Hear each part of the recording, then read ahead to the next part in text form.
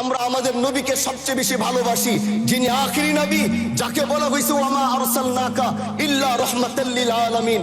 আমরা বারবার দেখছি কিছুদিন পর পর কারা যেন কিভাবে এসে আল্লাহ নবীর শানে কটূক্তি করে, নবীকে নিয়ে অশ্লীল ভাষায় গালিগালাজ করে।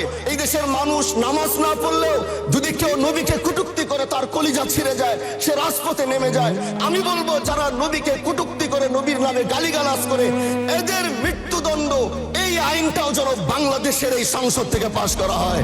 মাননীয় স্পিকার, এলাকায় বলেছিলাম যে আমরা ন্যায়ের পক্ষে কথা বলবো, ইনসাফের পক্ষে কথা বলবো।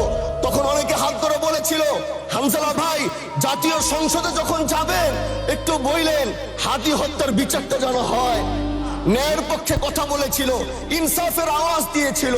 আমাদের মতোই যুবক মাননীয় স্পিকার, তিনি এই যে স্বপ্ন বলেছিল এক সুন্দর বাংলাদেশ করবার, রাস্তার ভিতরে সেই স্বপ্ন থামিয়ে দেওয়া হয়েছে।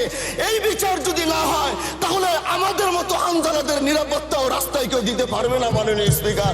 এই জন্য আপনার মাধ্যমে আমি বলতে চাই, হাদি হত্যার বিচার যেন সুনিশ্চিত করা হয়।